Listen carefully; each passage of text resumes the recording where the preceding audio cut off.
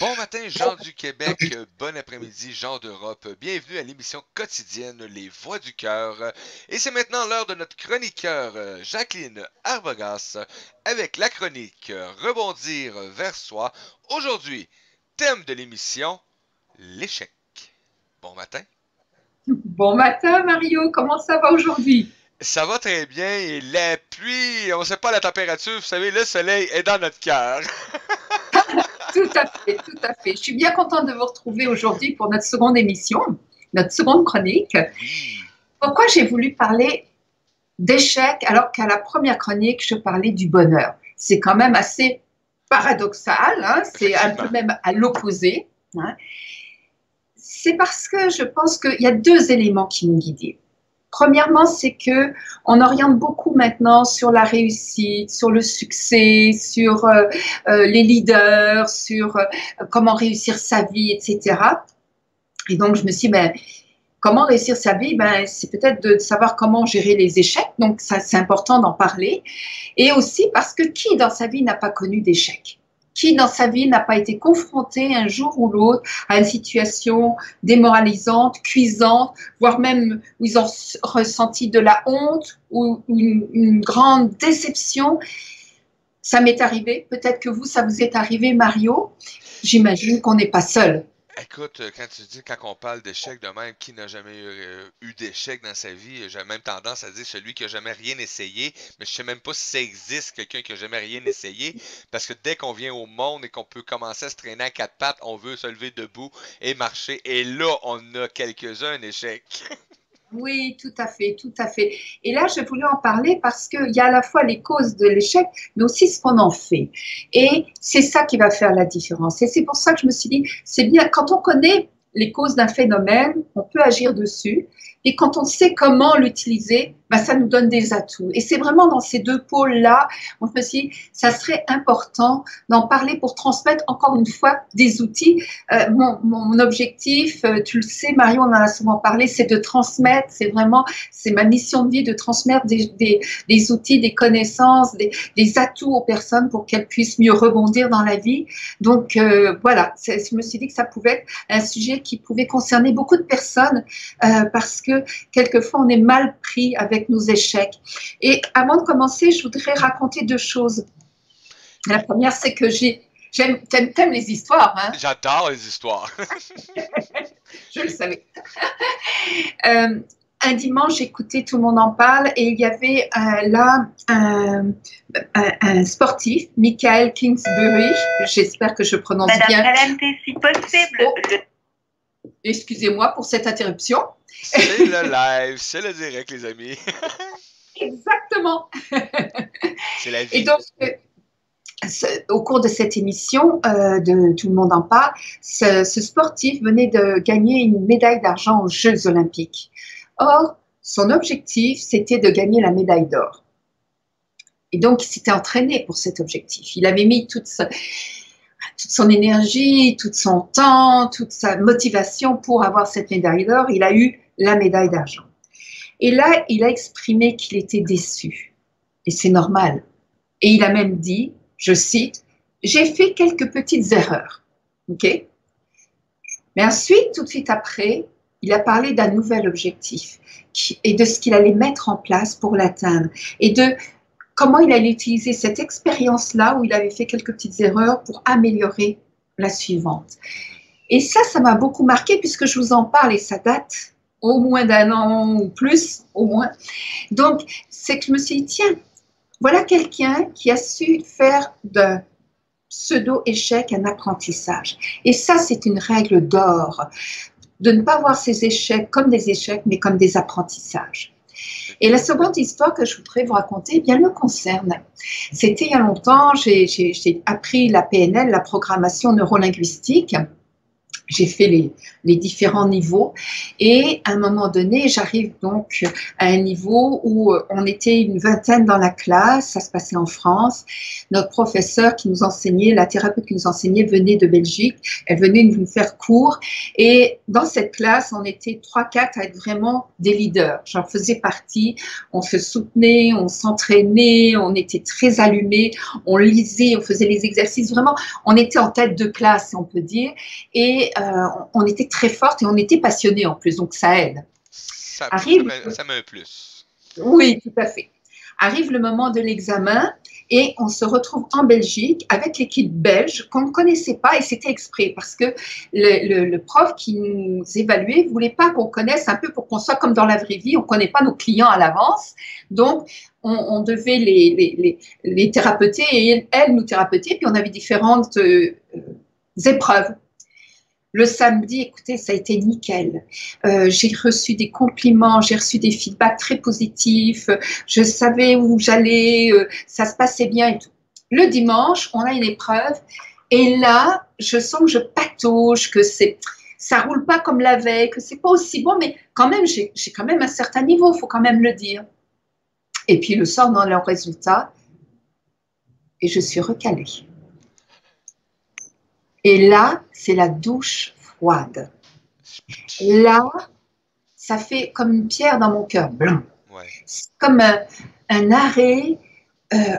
Je ne peux pas vous écrire le malaise que j'ai ressenti à ce moment-là, tellement il y avait de la déception, tellement il y avait mon ego était atteint, évidemment.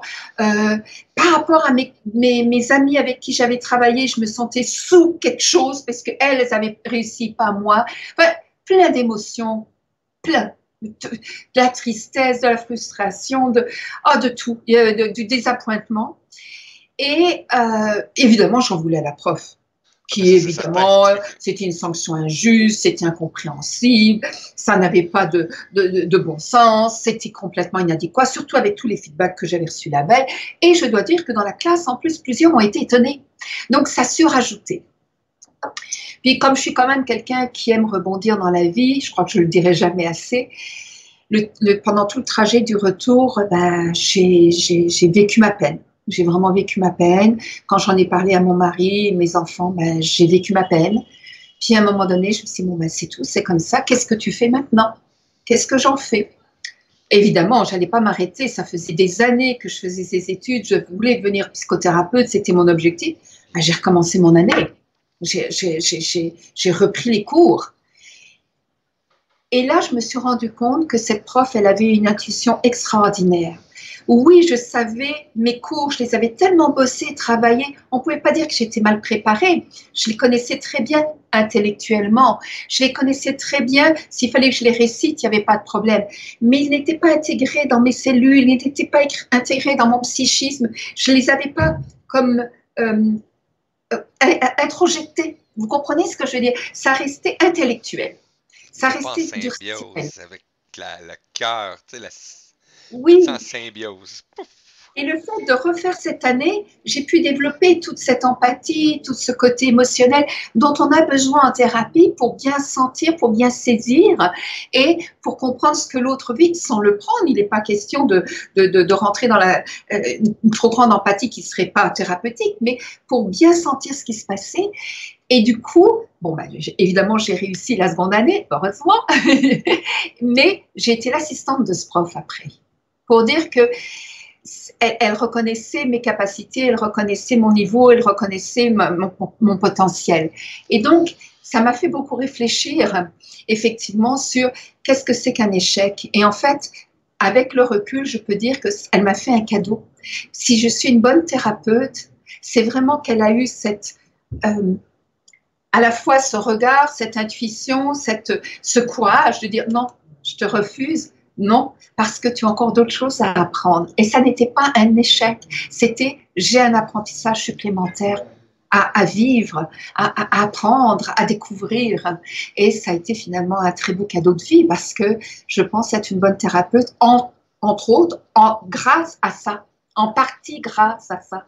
Donc voilà, c'était ces deux anecdotes que je voulais raconter pour expliquer pourquoi je voulais parler des échecs et en quoi un échec était un apprentissage quand on savait le reprendre. Alors, les échecs, à quoi sont-ils dus? À votre avis, Mario, si je vous pose la question, quand vous avez des échecs, c'était pas à cause de quoi?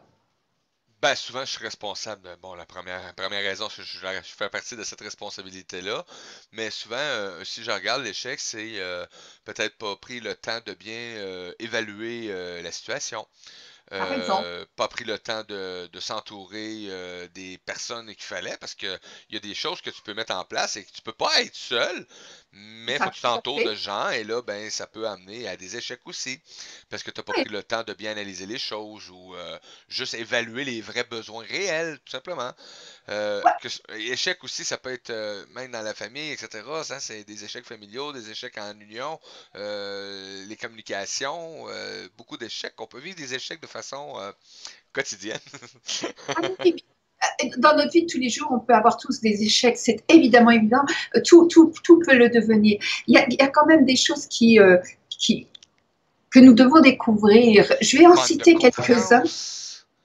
Hein, Pardon? le manque de confiance peut amener un échec. Oui, bien sûr. Hein, de ne pas être Alors, vous avez bienveillant. effectivement, dans la série manque de confiance, manque d'intérêt, Manque d'estime. manque de motivation, manque de persévérance. Tout ça, ça va jouer sur le fait de réussir ou non. Euh, manque à la fois de confiance en soi, mais de confiance en la vie. Hein. Euh, tous ces manques, ça joue. Manque de préparation. Effectivement, beaucoup de gens, soit se sont mal préparés, se sont préparés trop tard. Et quand je dis mal préparés, ça peut être à deux niveaux.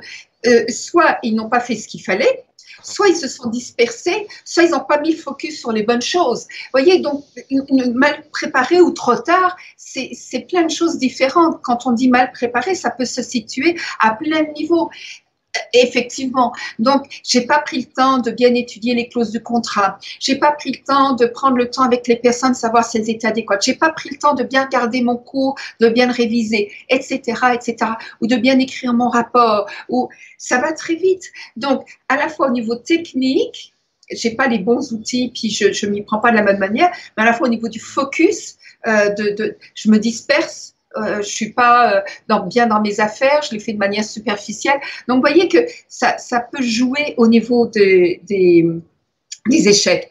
Mais il y a Oh aussi oui. toute une partie au niveau de comment je dirais, de l'auto-sabotage.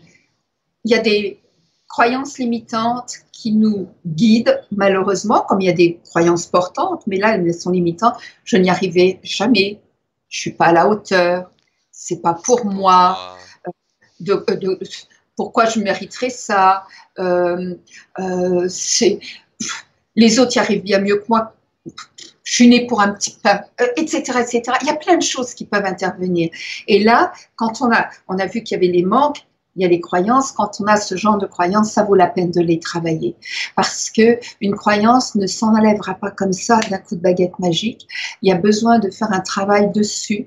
Parce qu'une croyance, ça ne se prend pas dans la main. C'est pas quelque chose qu'on C'est peut ancré. saisir et puis rayer, gommer, remplacer. Cet outil ne me convient pas, j'en mets un autre à la place. Là, ça demande un peu un travail sur soi parce qu'effectivement, ça peut amener des freins, des limites. On se tire dans le pied de l'auto-sabotage. Il y a aussi d'autres choses qui peuvent intervenir effectivement dans les échecs, c'est les problèmes de santé. Quand on a par exemple des problèmes de santé physique ou psychique ou mentale, ben, on peut du coup avoir des situations qu'on a du mal à gérer. Quand on est par exemple quelqu'un de trop émotif, ben, il arrive une situation qui nous déstabilise, ben voilà, ça nous déstabilise, on perd nos moyens. Si on a peur des changements ou si on n'aime pas les surprises ou peu importe, ça peut générer un état d'esprit qui n'est pas porteur à ce moment-là. Et c'est dommage parce qu'on avait vraiment tout ce qu'il fallait, mais on a été comme pris de court ou Oui. déstabilisé. Le manque d'ambition, j'avais oublié de le citer dans tous les manques, ça peut jouer. Et puis ce qu'on rencontre souvent, le stress. quand vous avez une présentation à faire, un examen à passer, quelqu'un à rencontrer, etc., et que vous êtes stressé, quand on est trop stressé, on perd 80% de ses moyens. Donc, effectivement, c'est beaucoup. Et donc, imaginez si vous devez, je ne sais pas, rencontrer votre grand patron ou faire une émission de radio et que vous êtes stressé, ben, vous allez bafouiller, vous allez oublier vos idées, vous allez avoir ce blanc comme on peut avoir de temps en temps au théâtre quand on joue, hein, quand on a trop de trac et que ça nous fait perdre nos moyens. Mais oui, c'est ça, c'est ça. Et effectivement, il y a tout ce qui est de l'ordre de l'échange, de la communication. Alors, c'est surtout pour tout ce qui est dans les difficultés relationnelles, que ce soit, vous avez parlé de couple, mais ça peut être conflit au travail, ça peut être dans une équipe sportive, ça peut être avec des amis. La communication, si elle n'est pas entretenue, si les relations ne sont pas entretenues, ben oui, là, on peut avoir des échecs dans ces relations. Les relations amicales, relations sociales, relations amoureuses, etc. Donc, il y a beaucoup de causes aux échecs. Ce qu'il faut voir, c'est lorsqu'on a un échec ponctuel. Ok, qu'est-ce qui s'est passé là? Qu'est-ce qui a fait que j'ai eu cet échec alors que d'habitude c'est quelque chose que je réussis? Est-ce que ce jour-là j'étais en mauvaise forme? Est-ce que ce jour-là il y a eu effectivement quelque chose qui m'a surpris et j'ai perdu mes moyens? Est-ce que parce que d'habitude c'est quelque chose que je fais bien, donc c'est quelque chose de factuel. Des fois on n'a même pas comment je dirais, de moyens là-dessus, ça ne nous appartient pas, on a comme une sorte d'impuissance. Si effectivement je roule prudemment, mais qu'à un moment donné il y a une plaque de glace noire que je ne vois pas et que ma voiture va dans le trottoir alors que je suis prudente, que je roule bien à la bonne vitesse, etc., ça m'échappe, c'est un peu hors de mon contrôle. C'est ce que j'en fais après qui va faire la différence, mais bon, voilà. Il y a ce genre, mais il y a les échecs où ça revient de manière un peu répétitive. C'est comme un pattern. Oui. Et là, on peut se poser la question de comment ça se fait que toutes mes relations se terminent par un échec, que ma blonde m'abandonne ou que mon conjoint me trompe. Vous voyez, bon, je généralise à outrance, mais c'est pour donner une idée. Comment ça se fait que je n'arrive pas à grimper les échelons? Ce sont toujours les autres qui sont nommés aux places supérieure et pas moi que je stagne.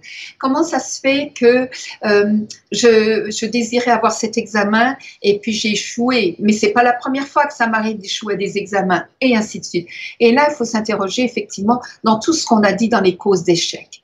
Qu'est-ce que j'ai fait? Qu'est-ce qui m'appartient? En quoi je suis responsable, en fait, de ce qui s'est passé? Parce que ça va jouer énormément dans les pistes de solutions, évidemment. Alors, je vous en ai cité par rapport aux croyances. Là, il faut vraiment consulter pour avoir... Il y a des techniques pour améliorer les croyances, ou les supprimer ou les transformer, suivant le cas. Il y a la prise de conscience, évidemment, parce que si j'ai tendance à mal me préparer au dernier moment, à me disperser, j'ai peut-être à m'interroger sur mes techniques de travail, sur mes techniques d'apprentissage, sur ma procrastination. Oh là, employer le gros mot. Hein. J'ai à m'interroger sur mon objectif. Qu'est-ce qui fait que je me suis mis là-dedans? Est-ce que ça m'intéresse vraiment? Vous savez, il y a des gens qui travaillent parce qu'ils sont obligés de travailler, mais leur travail ne leur plaît pas. Du coup, ils ne se donnent pas à 100%. Du coup, ils ne montrent pas vraiment de motivation, d'intérêt. Oui, ça se ressent quelque part. Donc, c'est tout ça à la fois. Vous voyez qu'il y a plein de choses qui peuvent être énoncées, qui peuvent être prises en compte, qui peuvent être réfléchies, travaillées. Ce qui est important, c'est OK, est-ce que j'ai envie de continuer d'aller d'échec en échec ou est-ce que je vais en faire quelque chose sur lequel je vais rebondir, un apprentissage, une leçon de vie, quelque chose qui va m'enrichir? Et je peux vous assurer, mais vraiment je peux vous assurer que si vous prenez vos échecs, non pas comme des échecs, mais des apprentissages, vous en sortirez grandi. Vous en sortirez mieux préparé pour après, vous en sortirez avec une expérience, vous en sortirez avec un gain vraiment réel. Donc, ça vaut la peine d'y réfléchir. Et je voudrais vous donner une petite référence parce que c'est un petit livre qui est grand comme ça, épais comme ça, donc ça veut dire tout petit livre. Je lis vite, donc je le lis en 20 minutes. Peut-être que vous mettrez une demi-heure ou trois quarts d'heure.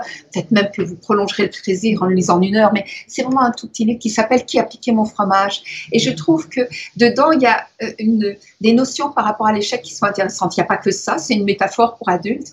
Mais comment les deux héros de l'histoire, à un moment donné, vont dans une impasse, comment ils réagissent par rapport à cet échec qui est, ils se frappent dans le mur, ils sont dans le mauvais endroit, comment ils font pour réagir. Il n'y a pas que ça dans ce livre, mais j'ai trouvé que c'était intéressant.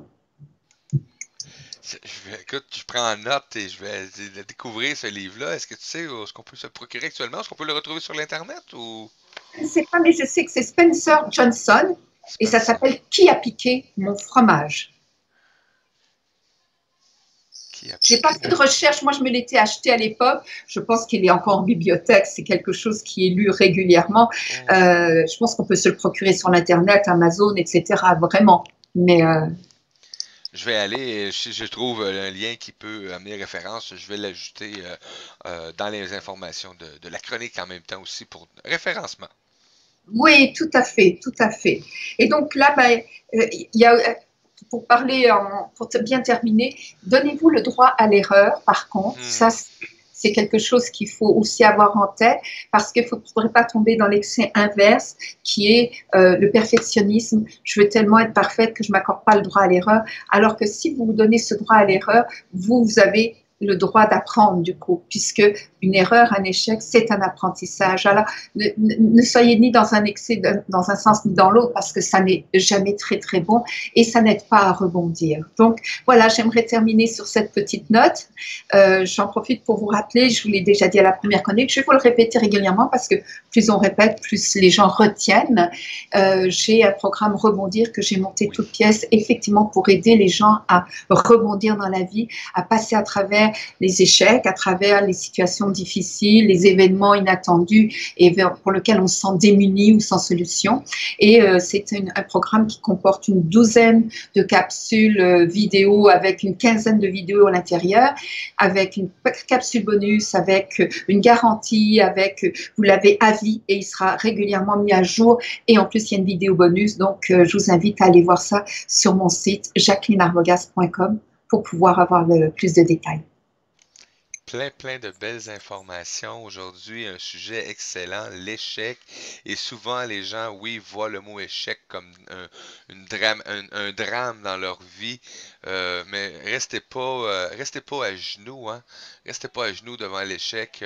C'est juste de reprendre, de se relever, de revancer un pas à la fois et de mettre, hein, comme t'as amené aussi dans la chronique aujourd'hui, hein, des outils pour amener ça différemment ou s'ajuster ou amener ça de façon aussi à se libérer de nos croyances limitantes, hein, aussi, Yeah. effectivement, de tout ce qui peut accompagner justement ces échecs-là, des habitudes de vie des fois aussi qui vont amener à des échecs. Donc, de se libérer de ça.